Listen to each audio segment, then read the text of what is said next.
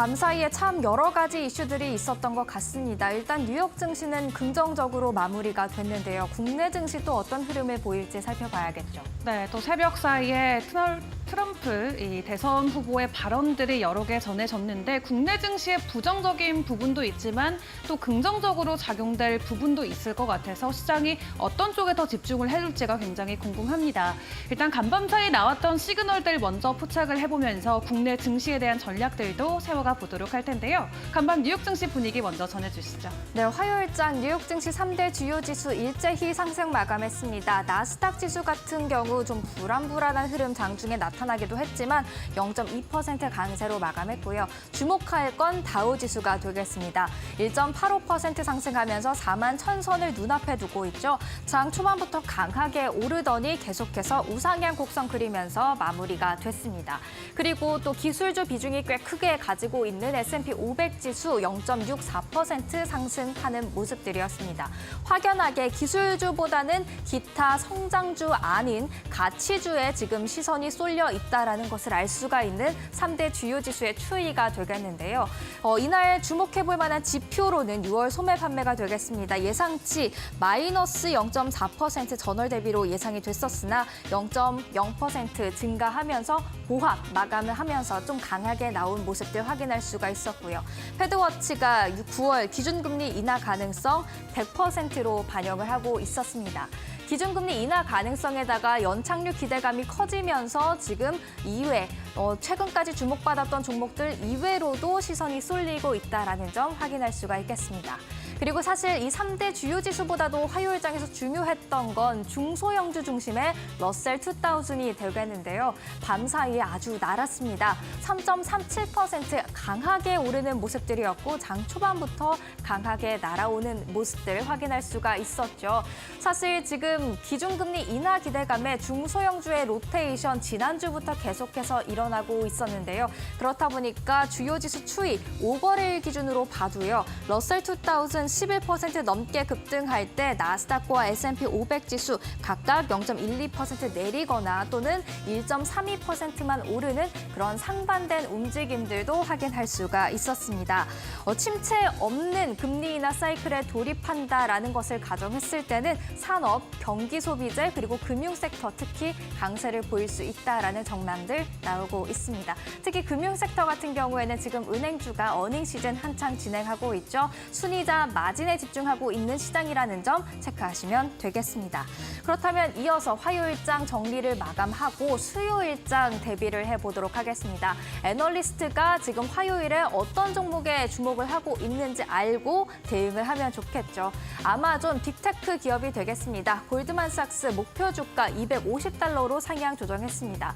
높은 순이익 전망치 덕에 과거 12개월 동안에도 주요 지수를 아웃퍼폼 했는데 이 아웃퍼폼이 계속해서 이어질 것 같다라는 긍정적인 시그널 보내왔고요.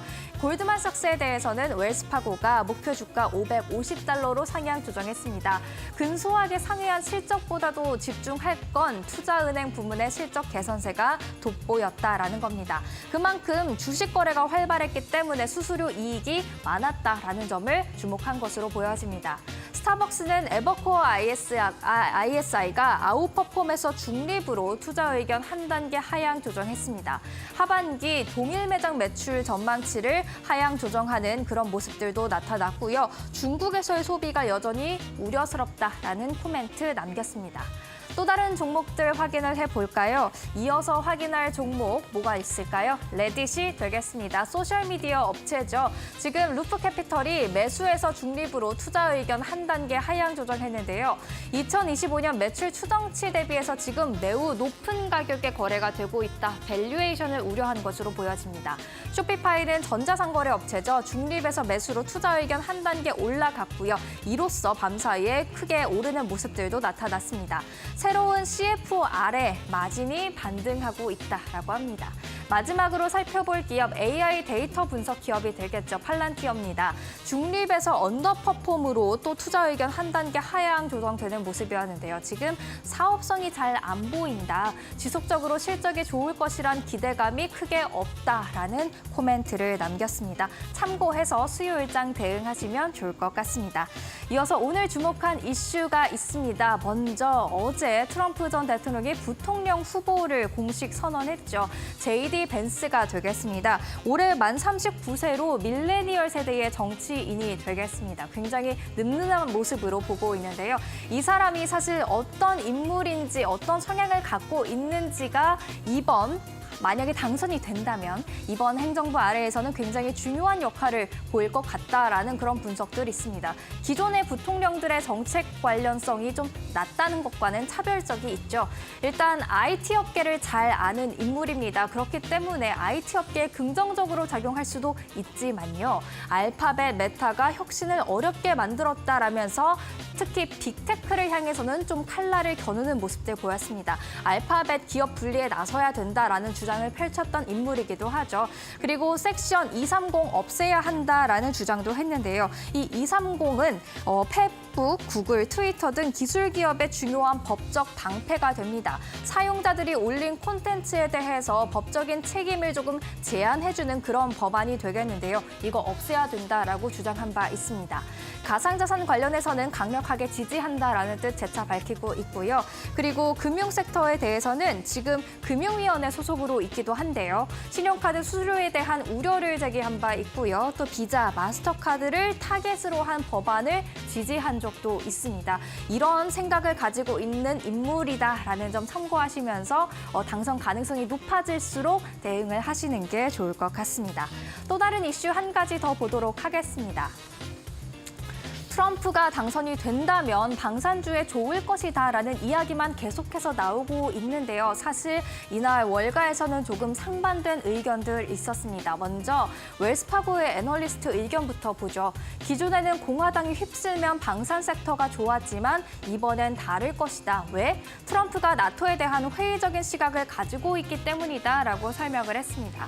공화당이 휩쓸면 방산 섹터가 좋았던 것 맞습니다. S&P 500 지수를 한참 아웃퍼폼하는 모습들 보이기도 했었죠. 그리고 그 아웃퍼폼의 정도가 민주당보다 굉장히 컸습니다. 하지만 지금 나토에 대해 회의적인 시각을 가지고 있고 당선이 되면 우크라이나에 대한 지원이 감소할 수도 있기 때문에 지금 방산주 무조건 오를 것이라고 생각하면 안 된다라는 이야기를 했습니다. 반면에 TD 코엔에서는 방산 지출이 줄어들 수는 있겠지만 트럼프 자체는 방산주에 긍정적이다. 왜냐, 공화당은 강한 군대, 또 미국산 방어 체제를 주장하고 있기 때문이다라고 주장하면서 방산주의 호재가 될 수 있다라는 이야기를 했습니다. 그렇기 때문에 저는 이렇게 생각해 봅니다. 우크라이나에 대한 무기 지원을 줄인다면 단기적으로는 방산주에 조금 변동성이 생길 수 있겠지만 어쨌든 공화당이 강한 군대와 미국산 방어 체제를 좋아하고 있고 또 나토에 대한 회의적인 시각이 다른 국가로 하여금 자발적인 방산 체계를 갖추는 데 노력을 하게끔 만든다면 장기적인 트렌드에서는 방산주 괜찮지 않을까라는 생각을 해보고요. 또한 이런 무기 관련 쪽보다 우주 관련 매출 비중이 높은 방산주는 어떨까라는 생각까지도 해보게 됩니다. 이렇게 수요일장 대비하는 그런 종목들 그리고 이슈들까지 체크를 해봤습니다. 이어서 월가의 전략가를 만나보시죠.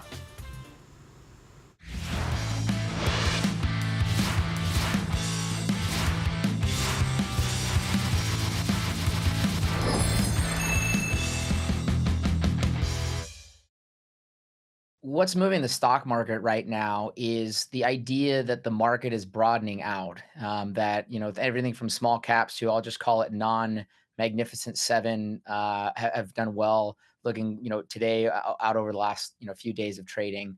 That's really the debate though too. Is this a broadening stock market or is this really a sign of the last gasp of this bull market? We would actually sit in the latter camp of those two. And I point that out because the data that we look at to argue from a broad perspective whether the S&P 500, let's just use as our benchmark of U.S. equities, looks attractive or not, is the St. Louis Fed publishes data called household equities as a percentage of total assets. When you look at that data set, highs in that data set are very damning for forward returns. We're at the highest level of household ownership of US stocks in the history of that data set. Now, am I saying that every American family all owns stocks and have all got wealthy off the stock market? No, that's not what I'm saying. I'm saying that that data shows the extremity of wealth among US households in the stock market.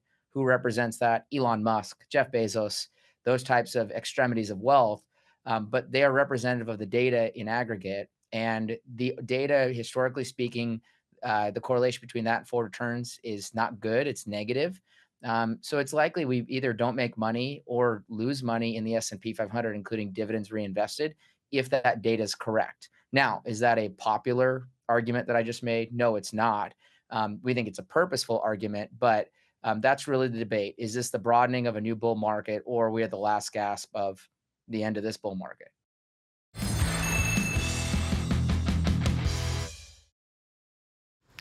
네, 어제 우리 시장 함께 다시 점검해보고 오늘 개장 전 확인해볼 이슈들 체크해보는 시간입니다.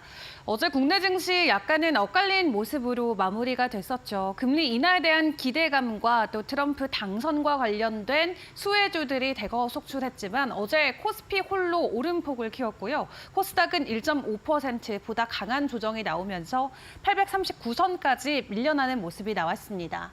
코스피 쪽에서는 외인과 기관들의 자금에 힘 입어서 일단은 상단을 지켜내는데 무리는 없었는데요. 이 외인과 기관들이 어떤 종목들을 담아냈는지 순매수 상위 종목들의 흐름들로 파악을 해보도록 하겠습니다. 일단 코스피 쪽에서는 어제 반도체 관련주들 지속적인 관심을 받았습니다. 삼성전자부터 한미반도체까지 반도체 관련주들이 상위단에 이름을 올리는 모습이 나왔고요. 특히 삼성전기 같은 경우는 최근에 유리기판, 이 AI 수혜주로 지속적으로 부각이 되면서 연일해서 기관과 외인들의 순매수 상위 종목에 이름을 올려주고 있습니다. 그리고 코스닥 쪽을 보시면 지금까지 코스닥 안에서 제약바이오주들이 굉장히 강한 상승을 보여주면서 나름의 상방을 지속적으로 지켜주는 모습이 나왔는데 어제는 제약바이오주가 하락하자 코스닥이 큰 폭으로 하락을 했습니다. 또 거기에 에코프로 관련주들이나 2차전지 관련주들의 가격 하락까지 겹치면서 코스닥은 코스피보다 훨씬 더 부진한 모습을 보여줬는데요. 일단 그럼에도 코스닥 쪽에서는 외인들이 엔캠 가장 많이 사들였습니다. 북미 쪽에서의 성장력 그리고 추가적으로 유럽 쪽까지도 수출과 매출 기대감이 가지고 있는 종목인 만큼 일단 지속적으로 2차전지 안에서는 긍정적인 기대감으로 작용하고 있는 모습이고요. 그리고 CNC 인터내셔널 같은 경우는 화장품 안에서도 ODM 쪽 후발주자로 불리긴 하지만 그럼에도 불구하고 매 분기가 역대 최고 매출이라고 합니다. 지속적으로 긍정적인 흐름 받아가면서 외국인 순매수 상위 종목에 어제도 이름을 올리기도 했습니다. 기관 쪽의 흐름도 함께 확인을 해볼까요? 어제 기관 쪽 보시면 코스피 같은 경우는 여전히 반도체 관련주들이 대거 있었죠. 그리고 최근 있었던 두산그룹주의 이슈로 두산마켓이 여전히 기관들의 관심을 받아갔던 모습 확인해 보실 수 있겠고요. 그리고 반도체 관련해서 덕산 네오룩스 어제 코스닥 쪽에서는 1위에 이름을 올리기도 했습니다. 그리고 성광밴드 같은 경우는 자사주 취득과 관련된 소식이 전해지면서 어제 2위권에 이름을 올렸고요. 또 암호화폐 관련돼서 변동성이 나오자 우리 기술 투자도 기관들 쪽에서 많이 사들이는 모습이 나왔습니다. 그럼 섹터와 이슈 종목별로 놓고 봤을 때는 어제 우리 시장의 흐름 어땠을까요? 한 판으로 정리해 보겠습니다. 어제도 여전히 트럼프 수혜주 찾기에 바빴던 하루였던 것 같습니다. 그중에서도 지속적인 가격 상승의 시세를 보여줬던 쪽이 가상화폐 관련 주들이 될 것 같은데요. 갤럭시아 머니트리와 갤럭시아 SM 모두 20% 넘게 급등하는 모습을 보였습니다. 그리고 국내 이슈도 가상화폐 쪽이 가지고 있는데 오는 19일에 가상자산 이용자 보호법이 시행이 됩니다. 일각에서는 좀 부정적인 이슈로 해석하는 시각도 있습니다만 결정적으로는 제도권 안에 본격적으로 들어갈 수 있는 또 하나의 모멘텀이 될 수 있기 때문에 조금 더 긍정적인 부분에 집중을 해보셔도 괜찮을 것 같고요. 또 여기에 오는 7월 27일 비트코인 2024 컨퍼런스에서 트럼프 대선 후보가 연설자로 무대에 오르게 됩니다. 또 어떤 긍정적이고 또 우호적인 발언들을 내놓을지 비트코인의 가격 7월 동안은 계속해서 뜨거울 수 있을 것으로 보여지면서 관련주들의 시세 조금 더 장기적으로 지켜봐도 좋지 않을까 하는 의견도 동시에 전해지고 있습니다. 그리고 재건 관련주들 지난주부터 해서 사실 건설 쪽의 흐름들이 먼저 나왔었고 또 트럼프 이슈 이후로는 재건 쪽에서의 더 강한 상승이 포착되고 있는데요. SY 이스틸텍 27% 넘게 올랐고요. 삼부토건도 15%의 가격 상승을 보여줬습니다. 물론 트럼프발 호재도 있었지만 어제 이 관련주들이 주목했던 것은 러시아와 우크라이나 쪽의 이슈가 될 것 같은데요. 이 우크라이나가 11월에 열리는 평화회의에 러시아 대표단을 초대한다라고 합니다. 어느 정도 좀 화해 제스처가 될 수 있을지 먼저 손을 내미는 것처럼 보이는데 그와 관련해서 우크라이나 쪽에서의 재건 기대감이 부각되면서 관련주들 연일 두 자릿수 이상 오르는 모습이 나왔고요. 그리고 어제 조선 쪽에서도 상승 흐름이 나왔죠. 앞서서 외인들의 순매수 상위 종목에서 확인해봤듯이 자사두 취득 소식과 함께 성광밴드 어제 15%의 강한 상승 보였는데요. 최근에 컨테이너선과 관련해서 호조 전망이 이어지면서 전반적인 섹터 자체에 대한 긍정적인 시각도 이어지고 있습니다. 2016년 이후로 가장 좋은 연간 수주에 대한 가능성 증권가에서는 예측을 하고 있는데 관련주들 지속적으로 가격 상승을 보여줄 수 있을지 함께 체크해 보시죠. 이어서 오늘 개장 전 우리가 확인해 볼 이슈들 체크해 보도록 할 텐데요. 오늘은 조금 섹터주 위주로 확인을 해보도록 하겠고요. 최근에 약간의 조정이 나왔지만 여전히 긍정적인 시각이 유효한 섹터들로 보도록 하겠습니다. 일단 첫 번째로는 음식료 관련주들 최근에 좀 주가 조정이 나왔었죠. 지난 2분기만 하더라도 전체 음식료 지수가 36%나 오르면서 코스피의 상승 흐름보다도 더 큰 폭의 상승을 받아가기도 했습니다. 모든 업종 지수 중에서도 음식료 지수가 지난 2분기엔 가장 뜨거웠는데 일단 7월 들어서는 좀 주가 조정이 나오면서 지수 자체가 4%대 하락세를 보이고 있습니다. 또 여기에 최근에 야외 활동도 늘어가고 휴가 시즌이 겹치면서 국내에서 내수 위주의 소비가 주춤할 수 있다라는 평가가 있는데요. 그럼에도 불구하고 여전히 수출과 관련된 부분 굉장히 긍정적으로 생각을 해볼 수 있겠고 또 2분기의 실적 본격적으로 어닝 시즌 맞이하고 있는 만큼 관련주들의 최근 있었던 주가 조정이 오히려 기회가 돼야 된다라는 의견이 많이 있는 것 같습니다. 그리고 이 음식료 업종 관련해서 최근에 재료와 관련된 이벤트들 그리고 제품들이 많이 나오고 있는데 이 원부 재료 하락과 맞물려서 이익 개선과 관련된 부분이 시장에서는 크게 평가가 되고 있는 부분도 있습니다. 그렇기 때문에 최근의 조정 오히려 기회로 봐야 된다라는 시각도 있는 만큼 호실적 기업들 위주로 대응을 함께 세워 가보시는 것도 좋을 것 같은데요. 관련주들 전날 종가에는 분위기 어떠했을지 대표 종목들의 흐름들 파악해 보도록 하겠습니다. 어제도 추가적인 조정이 나왔었죠. CJ제일제당을 제외하고는 일제히 내림폭을 키웠는데요. 삼양식품이 2.5%로 약간은 조정이 좀 크게 온 모습이었습니다. 다만 장외 시간에서 삼양식품이 이 덴마크에서 진행하고 있던 소송과 관련된 부분이 해소가 됐다는 이슈가 나온 만큼 오늘 다시금 반등 흐름 이어질지 삼양식품 주가 추이도 함께 파악을 해보시죠. 이어서 두 번째 보도록 하겠습니다. 최근 원전 관련주들 주가 계속해서 오르고 있는 모습이죠. 3개월 동안 지속적으로 오름폭을 키워가고 있는데 이제 체코 원전 수주 정말 얼마 남지 않았습니다. 7월 중순에 발표된다라고만 공개가 됐기 때문에 이제 20일을 거의 앞에 두고 있는 오늘인 만큼 어느 정도 수주 발표와 관련된 매물세가 또 원전 관련주들의 주가를 끌어올려줄 수 있지 않을까 기대감 가져봐도 좋을 것 같은데요. 일단 전 세계 원전 재평가가 이루어지고 있는 가운데 이제는 러시아와 중국이 주도했던 원전이 코리아, 한국으로 변환될 수 있다라는 시각이 글로벌적으로 확산이 되고 있습니다. 만약 체코 쪽에 수주만 잘 가져온다라고 했을 때 앞으로 폴란드라던가 다른 유럽 쪽으로의 수주 확산이 이어질 수 있다라는 게 가장 큰 긍정적인 키포인트가 될 것 같은데요. 지금은 프랑스와 우리나라 딱 두 국가가 경쟁을 하고 있는 구도인데 최종적으로 어떤 나라의 손을 들어줄진 모르겠습니다만 일단 기대감으로 지속적으로 갈 수 있는 섹터 원전주들 확인을 해보시는 게 좋겠습니다. 그리고 만약 체코 쪽에 수주가 진행이 되지 않는다고 하더라도 일단 AI라던가 성장성과 관련된 부분에서는 여전히 기대감이 나오고 있는 섹터이죠. 계속해서 주가 추이는 지켜보셔야 될 것 같고요. 관련주들의 종가 현황 함께 확인을 해보도록 하겠습니다. 어제 관련주들 모습 보시면은 일부 혼조세로 마무리가 됐습니다만 삼성중공업이 어제 3.4%로 오름폭을 키웠고요. 우리기술은 10%대 주가 조정이 나오는 모습이었습니다. 오늘은 다 같이 손잡고 올라갈 수 있을지 함께 체크를 해보시고 오늘도 트럼프 대선 후보의 여러 발언들이 새벽새 쏟아진 만큼 국내 증시 어떤 부분에 더 초점을 맞추고 움직일지 계속해서 이데일리 TV와 함께 점검해 보시길 바라겠습니다.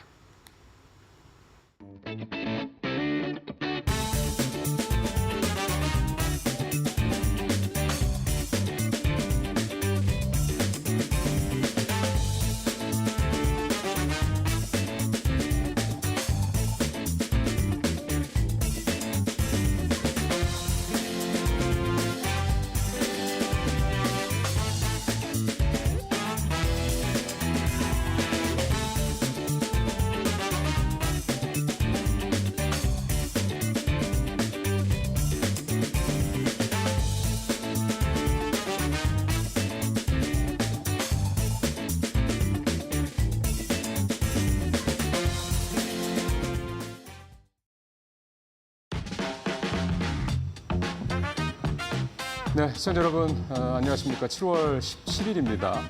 오늘 수요일이고요. 이데일리 TV 뉴스 브리핑 지금부터 시작하겠습니다. 첫 소식은 요즘에 월가에서 새로운 단어가 탄생을 했죠. 트럼프 트레이드라는 말입니다. 트럼프를 어디다 넘긴다는 얘기 아니라 트럼프와 관련된 소위 말하는 트럼프 테마주에 투자하라 뭐 이런 식의 얘기가 나오고 있죠. 뭐 대표적인 거 오늘도 비트코인 많이 올랐다고 합니다. 뭐 이런 코인 쪽.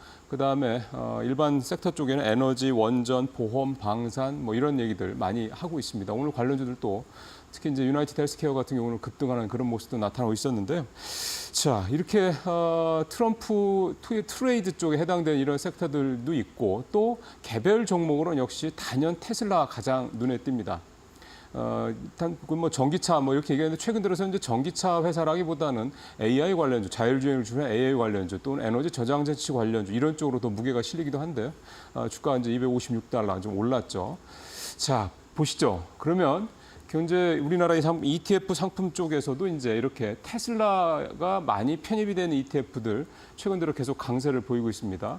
왼쪽에 보시는 것처럼 에이스, 코덱스, 타이거. 그러니까 한투운용, 그다음에 삼성투자운용, 그다음에 미래자산운용 이쪽에 해당되는 테슬라가 많이 편입된 종목들 주가 많이 올랐죠. 반면에 테슬라 뭐 피해주라고 그래야 될까요? 반 테슬라 테마주가 되겠네요. 친환경 관련주, 2차전지 관련주 ETF들 주가가 다 이렇게 부진합니다. 뭐 ETF 상품뿐만이 아니라 개별 종목들도 최근 2차전지 관련주들은 뭐 LG엔솔, 뭐 LNF, 뭐 에코프로 등등등 다 주가가 뭐 좀 좋지 않은 그런 상황들입니다.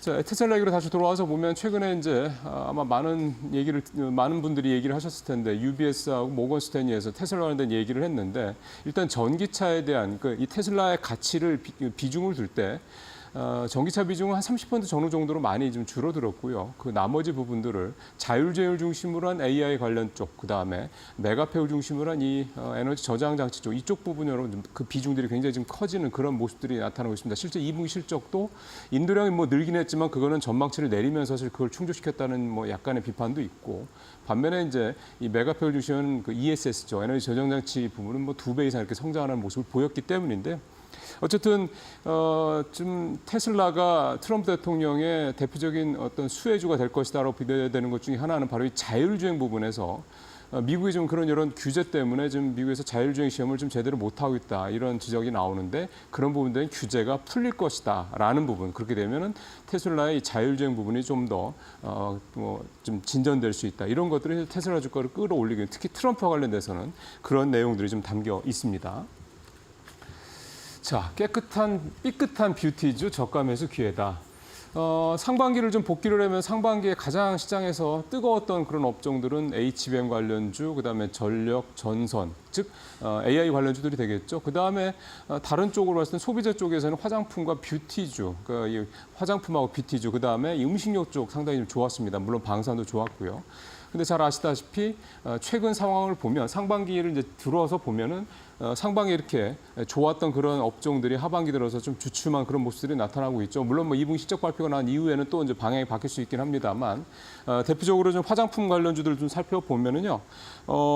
주가들이 좀 계속해서 좀 떨어지고 있는 그런 상황들이 나타나고 있습니다. 전체적으로 상반기에 뭐 많이 올랐던 데 따른 뭐 기술적 뭐 어떤 조정 이렇게 볼 수 있는데 표에서 보시는 것처럼 토니모니, 뷰티스킨, 에이블시엔시, APR, 아모레퍼시픽 다 그 대형 뭐 화장품주를 비롯해서 뭐 인디 브랜드까지 다 좀 많이 떨어진 그런 모습들이 나타나고 있습니다.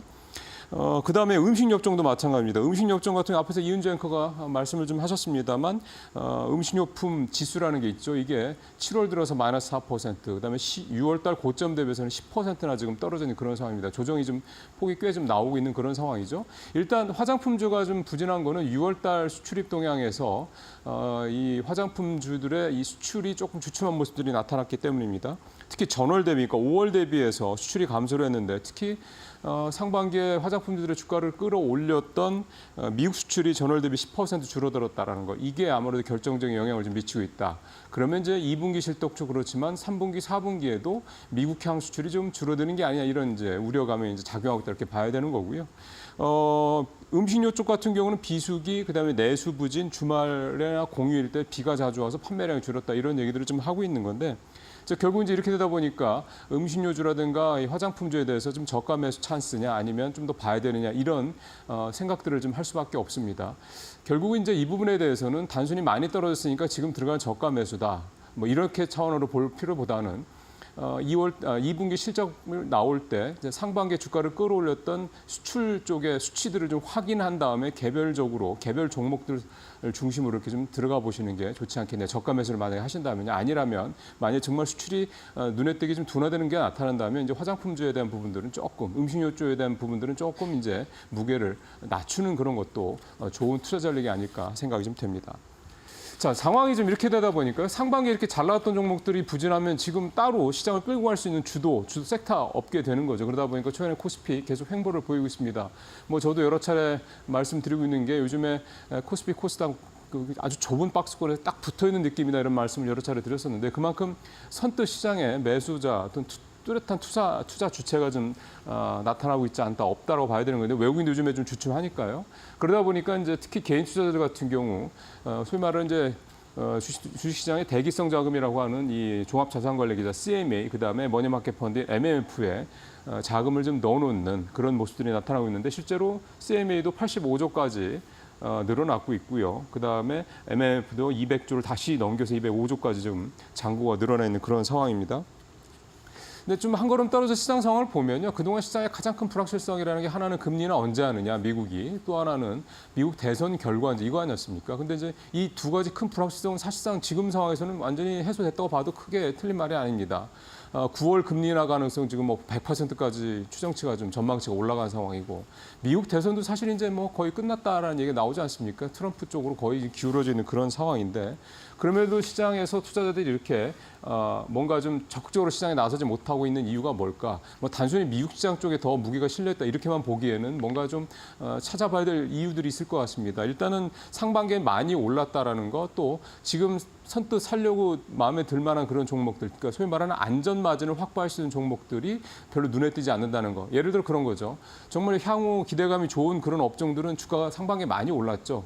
그리고 또 좀 상반기에 못 올랐던 종목들을 들어가자니 왠지 좀 불안하고요. 뭐 이런 것들 작용했다는 생각도 좀 들고요. 또 하나는 트럼프가 대통령 당선 가능성이 높아지긴 했는데 트럼프가 대통령이 당선이 되면 2016년 때처럼 뭔가 여러 가지 좀 불확실성이 커지는 게 아니라 이런 우려. 예를 들어서 국채금리가 올라가서 연준의 금리나 어떤 그런 기조에 뭔가 브레이크가 걸리는 게 아니냐. 뭐 이런 불확실성들이 다시 또 만들어지고 있는 것 같습니다.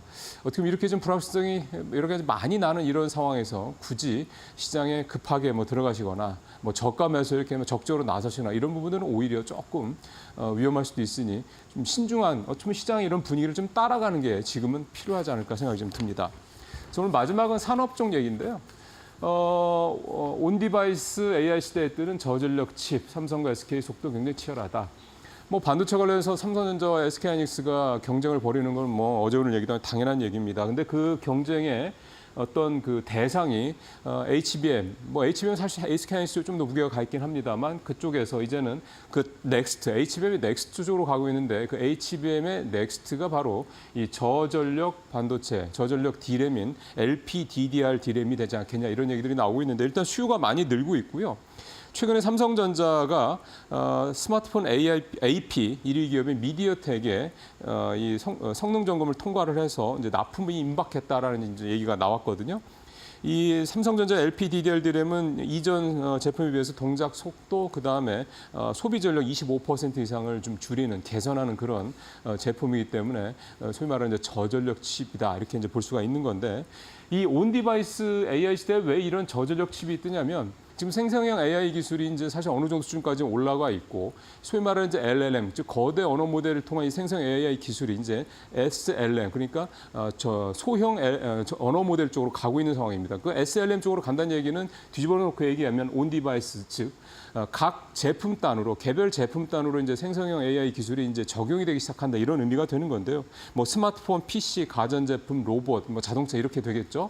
여기에 들어가려면 당연히 거대한 데이터베이스 그 데이터 센터에 들어가는 그런 게 아니기 때문에 굉장히 작은 이제 칩이 들어갈 수밖에 없습니다. 작지만 대신 속도도 빠르고 전기도 훨씬 덜 들어가는 이런 저전력 칩이 들어갈 수밖에 없다는 얘기인데 그렇게 해서 이제 바로 이 LPDDR DRAM이라고 하는 저전력 칩에 대한 수요가 늘고 관심이 커지고 있는 거고 또 HBM의 넥스트다 이런 얘기도 좀 나오고 있는 건데 온디바이스 AI 시장이 6년 뒤 2030년에는 1,739억 달러까지 성장을 한다고 합니다. 이거를 지금부터 이제 6년 남았기 때문에 연평균으로 따져보면 매년 37%씩 성장을 한다 이런 얘기거든요. 매년 10%만 성장해도 대단하다고 그러는데 그의 3배, 거의 4배에 달하는 40% 가까운 성장을 한다. 온디바이스 AI 시장이 얼마나 무궁무진한 성장성을 갖고 있는지 충분히 들여다볼 수 있는 그런 얘기가 되겠습니다. 오늘 뉴스 브리핑 여기서 마치도록 하겠습니다. 고맙습니다.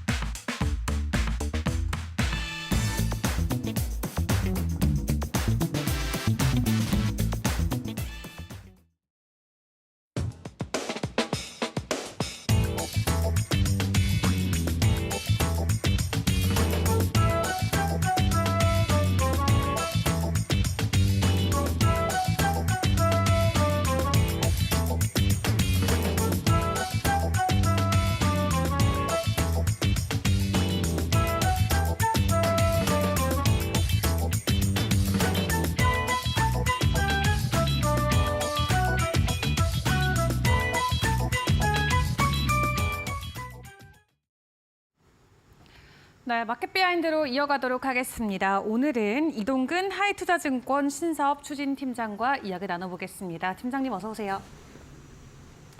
네, 지난주 오셨을 때랑 오늘이랑 시장 분위기 완전히 좀 바뀐 것 같습니다. 정치적인 부분에서 특히 더 많은 요소들을 저희가 찾아볼 수 있을 것 같은데 일단 간밤에 뉴욕 증시 다시 한번 사상 최고치 돌파에 나섰습니다. 미국 쪽에서는 인플레 확실히 잡히고 있고 9월 금리 인하에 대한 기대감 계속해서 높여가고 있는데 최근 나왔었던 것 중에 6월 CPI 먼저 다시금 점검을 해보도록 하겠습니다. 어떻게 보셨나요? 지난주에 이제 고용 지표에 대한 말씀을 좀 드렸었는데 사실 이제 고용 못지않게 고용보다 더 중요할 수 있는 부분도 역시 물가에 대한 부분입니다. 6월 CPI 또 이제 근원 CPI의 상승률이 전월에 대비해서 마이너스 0.1% 그리고 0.1%를 기록하면서 시장 예상치를 좀 하회했어요. 네. 사실 이제 뭐 시장 예상치 정도만 나와도 시장에서 굉장히 긍정적으로 받아들였을 텐데 그 시장 예상치를 하회했다라는 부분은 상당히 의미 있다고 생각을 하고요. 특히 이제 CPI 상승률이 전월에 대비해서 하락한 것은 지난 그 코로나 팬데믹 기간이었던 2020년 5월 이후에 4년 만입니다. 사실 이런 지표 자체가 지금 연준의 어떤 그런 의도대로 좀 가고 있는 것이 아닌가라는 생각이 들고요. 특히 연준이 가장 좀 최근에 주목하고 있는 주거비 제외 근원 서비스 물가의 상승률도 두 달 연속으로 하락을 했습니다. 그러면서 결국 이제 말씀드린 대로 물가의 둔화세가 연준의 눈높이하고 점점 맞춰지고 있다. 이렇게 좀 말씀드릴 수가 있을 것 같아요. 그러니까 최근에 이제 파월 의장이 계속해서 그 물가 압력 둔화를 언급하고 있는데 결국 이런 그 파월 의장의 어떤 발언과도 좀 부합하는 그런 결과가 나타났다 이렇게 말씀드릴 수 있겠고요. 사실 그 세부적으로 보더라도 뭐 에너지 부문 또 이제 그 서비스 그러니까 에너지 서비스를 제외한 또 서비스 물가 뭐 이런 부분들 그리고 이제 물가 상승 압력의 가장 그 주 요인으로 우리가 지목을 했던 주거비 이런 부분들이 전부 다 지금 상승폭이 둔화가 됐어요. 그러니까 단순히 어떤 헤드라인만 좋은 것이 아니고 세부적인 항목들까지 전부 다 이제는 확실하게 좀 그 인플레이션이 잡히는 그러한 모습이 나타나고 있다라는. 특히 이제 주거비 같은 경우에 앞에서 말씀드린 대로 사실은 이게 굉장히 지금 그 시장에서 굉장히 주거비가 잘 안 떨어진다라는 그런 좀 우려가 있었는데 이게 추세적인 움직임이 나타나기 시작을 했거든요. 그렇다면 이제 이런 부분들이 결국은 CPI 전체의 어떤 하락 추세를 좀 이끌 가능성이 높다 이렇게 말씀드릴 수가 있다고 할 수가 있겠고요. 사실 파월 의장이 최근에 굉장히 그 좀 비둘기파적인 쪽으로 발언들이 나오고 있잖아요. 네. 뭐 CPI 상승률이 연준의 목표인 2%에 도달하지 못하더라도 추세적인 둔화 흐름이 확인이 된다면은 금리를 인하할 수 있다라는 얘기를 했고요. 사실 어제 이제 그 페드워치의 그 9월 금리 인하 그 가능성을 보면은 점점 이제 올라가다가 어제 100%가 나왔습니다. 드디어. 그러니까 보면은 시장에서도 그러니까 어떻게 보면 이런 그 9월 금리 인하 가능성에 대해서 이제는 거의 확신 수준으로 좀 접어든 것이 아닌가 이렇게 좀 말씀드릴 수 있겠고요. 말씀드렸다시피 노동시장의 둔화가 나타나기 시작을 했고 또 이제 물가도 큰 틀에서 이제 변곡점에 다다른 시그널을 보이면서 연준의 금리 정책이 이제 변화가 임박했음을 좀 시사하고 있는데 사실 한 가지 조금 이 금리 인하 방향성이 좀 이제 확실한 건 좋은데 좀 우려가 되는 부분은 속도의 문제예요. 그러니까 항상 이제 뭐 한 가지 걱정이 또 사라지면 다른 걱정이 생기기 마련인데 이게 고용시장의 냉각이 지금 너무 빨라지면서 혹시라도 급속히 냉각하는 것이 아닌가 이런 우려 또 한편에서는 물가 둔화가 있는 건 좋은데 이러한 그 물가 둔화의 속도가 수요 위축으로 이어지지 않을까 뭐 이런 우려 이런 부분들이 좀 이제 고개를 드는 거죠. 이게 굉장히 배부른 또 우려일 수는 있겠지만은 어쨌든 간에 지금 그런 상황이라고 볼 수가 있겠고요. 그래서 결국 향후에 연준의 정책 방향성은 단순히 물가 안정에 그치는 것이 아니고 경기 둔화 리스크를 방어하면서 연준이 바라는 연착륙의 유도를 위해서 이게 진행이 돼야 되겠고요. 이에 따라서 고용시장의 어떤 균형이라든가 뭐 이런 부분들 안정이라든가 이런 쪽을 좀 이제 좀 집중을 하는 그런 이제 그 정책 노력이 좀 필요하지 않겠는가 이렇게 좀 말씀드릴 수가 있을 것 같습니다. 네, 현재 미국 경제 상황을 놓고 많은 부분들 짚어주셨습니다. 일단 인플레 완화되고 있다 말씀해 주셨는데 또 간밤 나왔던 소매 판매 지표 보면은 그럼에도 불구하고 미국인들의 소매 심리는 위축되고 있지 않는 모습이 나오면서 오히려 증시에는 더 긍정적으로 풀이가 되고 있는 것 같고 시장의 긍정적인 경제 지표들이 연일 발표되다 보니까 지금 금리 인하에 대한 기대감 계속해서 올라가고 있는 상황이잖아요. 9월에 100% 금리 인하 한다라고 모두가 예측하고 있는 가운데 간밤 또 새벽에 나왔던 속보를 보니까 트럼프 대선 후보가 금리 인하 대선 전에 하면 안 된다라고 또 직접적인 발언을 했더라고요. 어떤 심리일까요? 사실 이제 그 과거부터 그 트럼프 후보 지금 이제 전 대통령이 사실 지금 연준을 좀 못마땅해 했어요. 계속해서 지금 파월 의장의 어떤 이런 스탠스들이 좀 잘 안 맞는 그런 모습을 보는데 결국은 이제 원론적인 얘기인 것 같아요. 무슨 얘기냐면 항상 대선 전에는 금리 인하를 보통 안 하는 게 불문율이었죠. 그러니까 그 이런 그 중요한 어떤 정치적인 그 이벤트를 앞두고는 금리 인하를 일단은 좀 유보시키는 것이 어떤 그 지금까지 어떤 그 하나의 관행이었기 때문에 아마도 이제 트럼프 후보가 지금 발언한 부분들은 그런 것도 있을 것이고 결국 또 향후에 어떤 트럼프 후보가 만약에 지금 이제 굉장히 그 차기 대통령이 될 확률이 좀 높아지고 있지 않습니까? 그런 걸 염두에 둔 상황에서 자신의 어떤 그 자신이 내세울 정책과의 어떤 그런 또 방향성의 여부 이런 부분들 이런 것들을 좀 감안한 그러한 발언이 아닌가라는 생각이 들어요. 사실 이제 지금 우리가 어떻게 보면은 지금 앞에서 말씀드린 대로 뭐 금리 인하의 가능성 높아지고 있고 또 그런 상황인데 이제 한 가지 좀 우려되는 부분들이 역시 그 정치적인 리스크라고 좀 말씀드릴 수가 있을 것 같아요. 그러니까 연준이 연착륙을 원하고 있고 네. 그리고 이제 시장에 지금 어떤 지표들이 어떤 금리 인하의 어떤 타이밍을 이제는 그 가까워진 것을 이제는 그 기정사실로 하고 있는데 그럼에도 불구하고 그래서 이제 금융시장에 대해서는 굉장히 긍정적인 얘기들이 나옴에도 불구하고 안심을 할 수가 없는 부분은 역시 정치적인 리스크라고 할 수가 있을 것 같아요. 네. 이게 사실 미국이 이제 좀 본격적으로 금리 인하 사이클로 접어들어야지만이 또 다른 나라들까지 파급 효과가 나타나거든요. 물론 지금 몇몇 나라들은 선제적으로 금리 인하에 나서고 있지만은 사실 이런 금리 인하 사이클이 글로벌 동조화 현상이 나타나기 위해서는 결국 미국의 움직임이 그만큼 중요하다 이렇게 말씀드릴 수가 있겠고요. 결국 말씀드린 대로 이런 정치적인 리스크 요인이 네. 상존하고 있다라는 부분이 조금의 걸림돌이 아닌가 하는 생각이 들어요. 뭐 미국도 미국이지만은 사실은 유럽 선거가 마무리된 상황에서 프랑스가 지금 이제 다수당이 없지 않습니까? 네. 그러다 보니까 이제 정부 구성이 지연이 되고 있고 불확실성이 상존하고 있고 사실 유로 경제가 지금 안 좋은 상황인데 이런 상황에서 어떻게 보면은 이런 부분들이 조금 더 지연될 수 있을 거라는 그런 우려들이 나오고 있고요. 미국 같은 경우도 이제 바이든 대통령의 사퇴 리스크에다가 여기다가 이제 그 트럼프 대통령의 피습 이후에 이제 쏠림 현상이 나타나면서 결국 이런 부분들이 그렇다면은 다음 정권의 어떤 정책 방향성이라든가 네. 이런 부분들 재정 정책 이런 특히 재정 정책과 금리라든가 이런 부분하고 밀접한 연관이 있기 때문에 네. 결국 어제 트럼프 대통령 후보의 발언도 비슷한 맥락이 아닌가 생각이 들고요. 내가 어떻게 하기 전까지는 뭔가 좀 이제 결정을 하지 말아달라라는 아마 그런 발언이 아닌가라는 생각이 들고요. 말씀드린 대로 이제 트럼프 전 대통령이 지금 선거에서 유리한 국면을 점했다는 이러한 관측 속에서 이게 이제 향후에 굉장히 경제라든가 증시에 영향을 미칠 그런 부분들에 이제 주목을 해야 될 때죠. 사실 지금 이미 증시에서는 프롬프트 트레이드라고 그래가지고 수요 업종에 대해서 어떤 흐름이 나오지 않습니까? 우리나라 증시도 그렇고 미국 증시도 그렇고 뭐 방산이라든가 무슨 뭐 이제 그 전통 에너지라든가 네. 이런 쪽에서의 그 강세가 나타나고 있죠. 사실 이 과거에 이제 트럼프 대통령이 이전에 집권했을 시를 한번 되돌아보면은 그 정책의 방향성이 명확하지 않습니까? 대중하고의 어떤 중국과의 갈등이 굉장히 좀 첨예화되고 네. 그리고 이제 뭐 예를 들면은 지금 또 러시아 우크라이나 전쟁도 아마도 빠르게 좀 그 종전이 될 가능성도 높고 네. 여러 가지가 변화가 있을 거예요. 그리고 전통 에너지라든가 또 어떤 그 빅테크라든가 이런 쪽에 좀 더 유리한 보면 최근에 보면 뭐 테슬라도 그렇고 확실하게 이제 줄을 서는 그런 모습들이 좀 나타나지 않습니까? 네. 그런 부분들을 보면은 확실하게 이러한 불확실성이 지금 이제 앞에서 말씀드린 그러한 어떤 금리 인하라든가 이러한 그 정책 방향성에 네. 가장 큰 어떤 그 영향을 줄 수 있는 요인이 아닌가 이런 말씀을 드릴 수가 있을 것 같습니다. 네, 금리 인하 일단 하지 말아라라는 부분 관행적인 뭐 멘트일 수도 있다라고 설명을 주셨고 사실 트럼프가 정권을 잡게 된다면 금리 인하가 아닌 되려 금리가 되려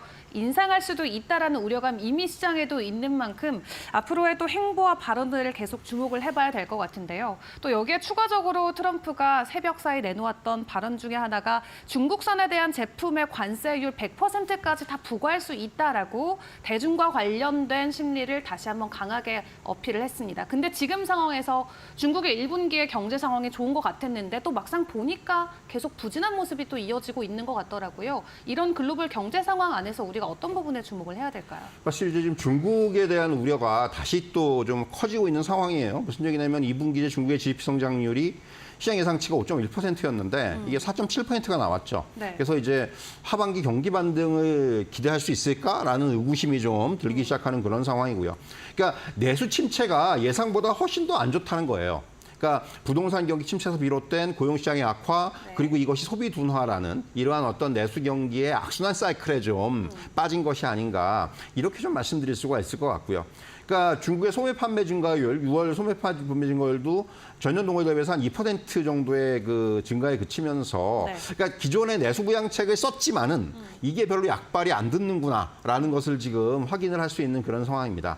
결국 지금 무엇보다도 부동산 경기 침체와 더불어서 중국 내수 경기의 가장 큰 걸림돌은 고용시장의 침체입니다. 그러니까 하나만 예를 들면은 우리가 이제 중국의 실리콘밸리 선전이잖아요. 네. 선전시의 실업자 수가 최근에 급증을 하고 있습니다. 그러니까 선전마저도 선전은 그나마 굉장히 그 활발하게 경제가 이루어지는 도시인데도 선전도 지금 이렇게 고용이 안 좋다. 이런 부분들만 놓고 보더라도 고용시장의 그 악화를 보여주는 사례라고 할 수가 있을 것 같고요. 결국 이렇게 이제 부동산이라든가 고용시장의 불안은 산업활동이라든가 고정투자 이런 쪽에도 이제 영향을 미치면서 위안화 불안 요인으로 작용을 합니다. 최근에 뭐 중국의 장기 국채가 급락세를 보이고 있고 이런 부분들도 역시 이런 그 리스크를 반영하고 있다고 판단이 되고요. 결국 부동산 시장을 포함한 좀 더 광범위하고 좀 더 강한 경기 부양책 또는 구조개혁 대책이 지금은 필요한 상황이 아닌가라는 생각이 들고요. 특히 앞에서 말씀하신 대로 미국의 어떤 대선 앞두고 통상 압박이 더 심해질 거예요. 바이든도 가만히 있지 않을 거예요. 이게 어차피 그러니까 지금 이게 선거 전략일 수가 있거든요. 그렇기 때문에 이런 부분들은 하반기에 중국 그 경제에 좀 커다란 악재라고 할 수가 있겠고요. 지금 이제 3중 전회가 진행이 되고 있는데 여기서 과연 이러한 어떤 그 우려를 좀 부식시킬 수 있는 그러한 대책들이 나올지 이 중국의 3중 전회에 지금은 좀 주목할 필요가 있다 이렇게 말씀드릴 수가 있겠습니다. 네, 이제 미국 같은 경우도 또 새로운 트럼프의 시대가 이어질지를 놓고 지속적으로 기대감과 변동성이 커지고 있는 가운데 중국의 상황 또한 녹록지는 않은 것 같습니다. 이런 가운데 우리나라 어떤 입장을 취해야 될지 또 어떤 전략들을 세워가야 될지 많은 분들 혼란스러우실 수 있을 것 같은데요. 아주 짧게 오늘 국내 증시 어떤 또 전략으로 대응을 해야 될지 조언 부탁드릴게요. 사실 이제 코스피가 2,900에 근접을 했다가 지금은 조금 조정이 나오고 있지만은 시장의 흐름 자체는 지금 우상향으로 접어들었다 이렇게 말씀드릴 수가 있을 것 같고요. 무엇보다도 외국인이 6월에 이제 주식 한 4조 6천억 정도 매수를 했고 7월에도 한 3조 원 이상 코스피 시장에서 순매수를 하고 있어요. 그러니까 외국인의 수급이 들어오고 있다는 부분이 좀 긍정적이라고 말씀드릴 수가 있겠고 그리고 이제 무엇보다도 삼성전자를 비롯해서 IT 대형주들이 실적 전망 상향이 나타나면서 시장의 상승 여력을 이끌고 있다는 거죠. 제가 계속해서 실적을 말씀드리는 이유가 결국 이런 부분들이 추가적인 EPS의 상승 여력의 등에 업고 지수의 어떤 레벨업을 가능하게 만들기 때문에 결국은 실적이 그만큼 중요하다는 거고요. 그러니까 이러한 그 실적을 바탕으로 한 지수의 상승 흐름들은 계속해서 좀 이어지지 않겠는가 이렇게 말씀을 드릴 수가 있겠고 미국 증시에서도 지금 최근에 중소형주의 흐름이 굉장히 좋습니다. 제가 계속해서 강조드리고 있지만은 결국은 이제 이렇게 금리 인하가 사이클에 접어들고 실적이 뒷받침되면은 중소형들의 퍼포먼스가 나아질 수가 있기 때문에 결국 향후에는 이렇게 저평가된 중소형주의 어떤 키 맞추기가 나오지 않겠는가 이런 말씀을 드릴 수가 있을 것 같습니다. 네, 알겠습니다. 우리는 계속해서 일단 실적에 주목하자 말씀해 주셨습니다. 지금까지 도움 말씀 함께했습니다. 감사합니다.